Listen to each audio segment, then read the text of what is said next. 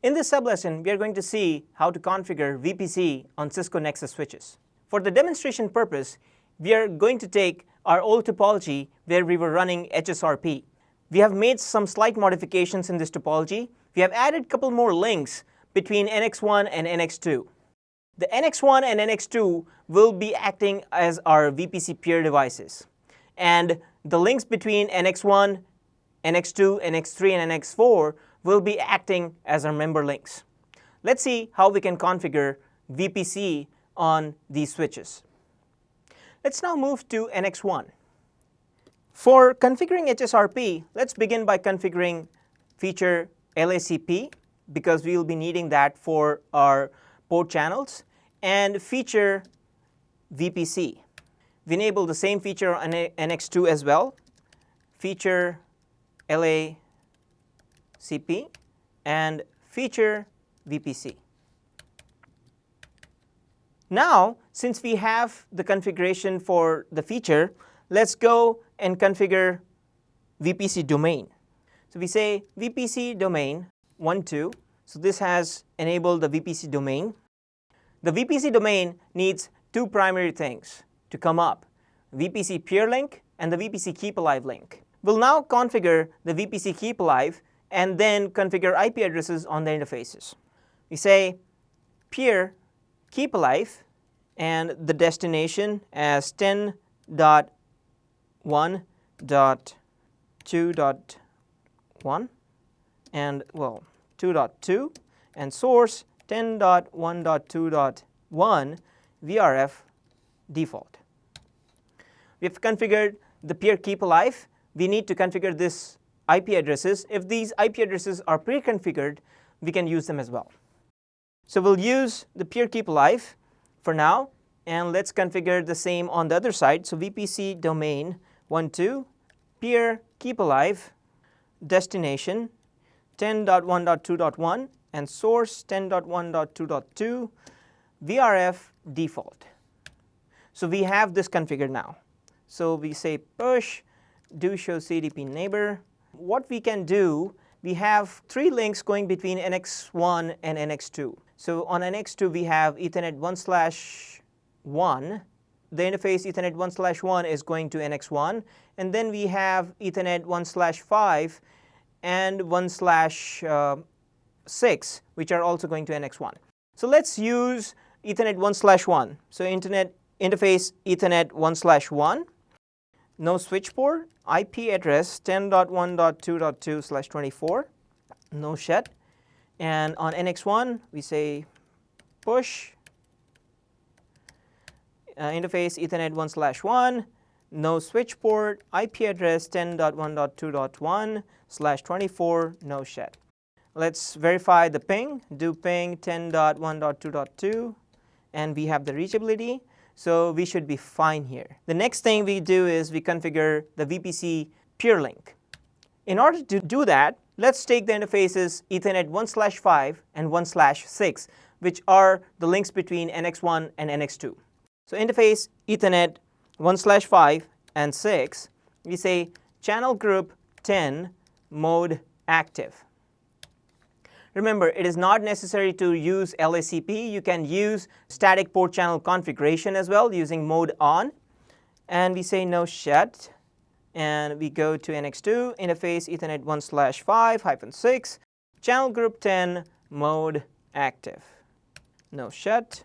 And interface port channel 10, we have switch port trunk, switch port mode trunk, switch port trunk allowed VLAN 10,20, and we have, and under this we can configure vPC peer link. And the same thing here, switch port mode trunk, switch port trunk allowed VLAN 10,20, and no shut vPC peer link. And we say pop. We are back to vPC domain. Let's look at the vPC output right now. So show vPC, we can see that the vPC keep alive is up, the peer is alive, and we need to validate the peer status. The peer link is down right now. So let's see. So if we check again, we can see that the peer status is up. So peer adjacency formed OK. This indicates that the peer link has come up. We can see the port channel up and active VLANs 10 and 20. The same validation can be performed here. Show vPC, and we can see peer adjacency formed.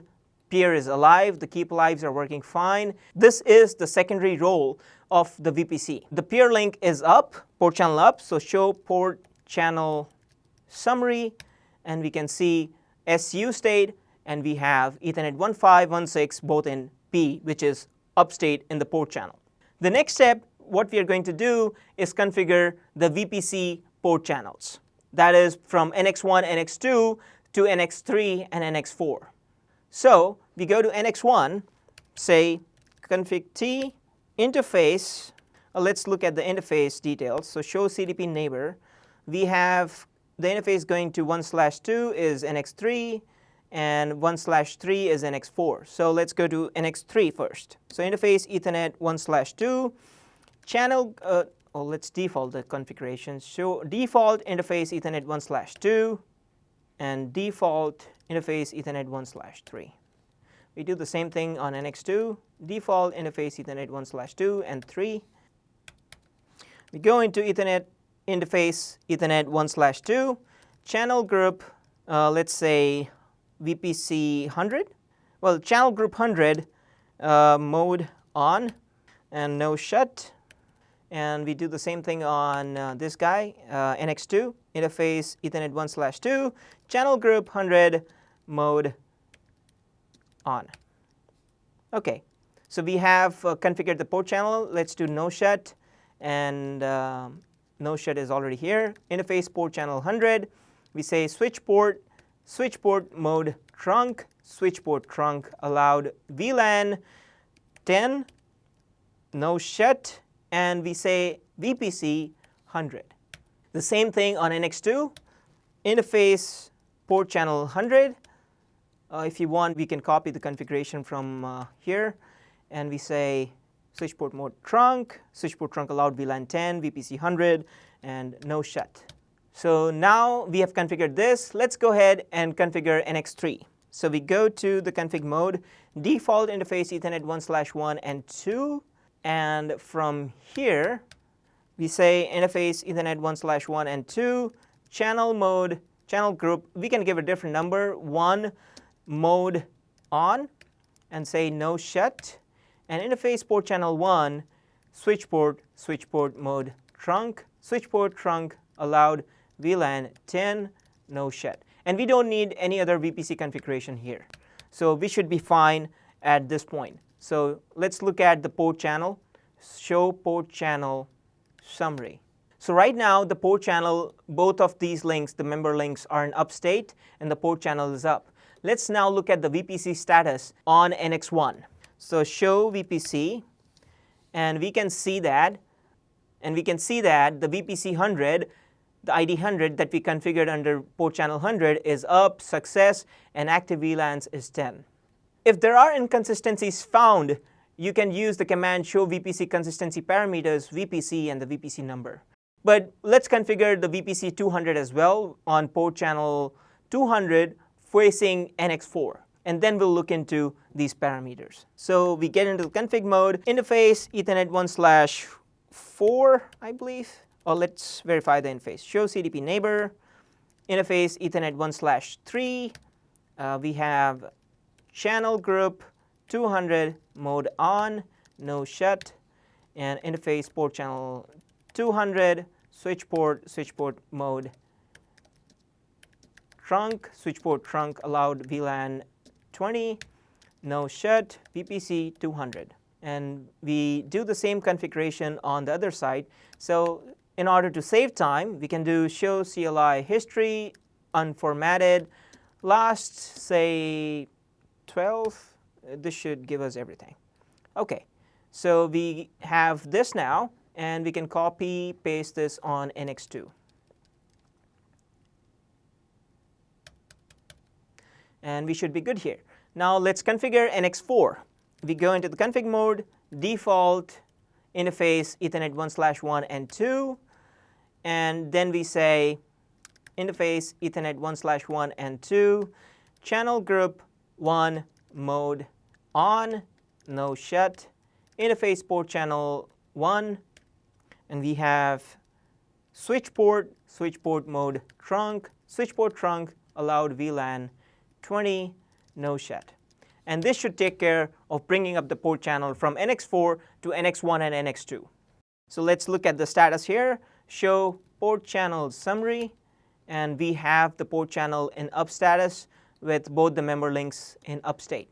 So now let's look at the vPC output on NX1. So show vPC, and we can now see that we have two port channels part of vPC, the vPC ID 100 and 200. Both are having success, and they have different VLANs 10 and 20. Both of these VLANs are the vPC VLANs that are being carried over the vPC peer link. Let's look at the same output on NX2, show vPC, and everything seems to be good here as well. So we have the vPC in primary status, and the vPC port channel 100 and 200 are also in success status. If we want to change the role priority of vPC, we can go into the config mode and say vPC domain 12. The role priority can be set to 1, in which case the role will be preempted. After we have configured this command, the role does not get preempted. The vPC role is still in secondary state. From the command line, we can run the command vPC role preempt, and this should ensure that the vPC operational role is changed. So in this case, the vPC role is changed from secondary to primary, and when we look at the show vPC command output, we can see the vPC role is now primary. It does not get automatically preempted unless the vPC peer link flaps or the vPC role preempt command is executed from the command line. Now, if there are inconsistencies between the vPC peers due to a misconfiguration, for instance, we can say on interface port channel 200, we say switch port trunk allowed VLAN add 10. And we can now run the command show vPC, and we say show vPC consistency parameters and say global, and we can see the configurations done on both sides. If the configurations are not matching, we will get to see that those vPC inconsistencies across the vPC port channel. We can also do it on an interface basis. We say port channel 100.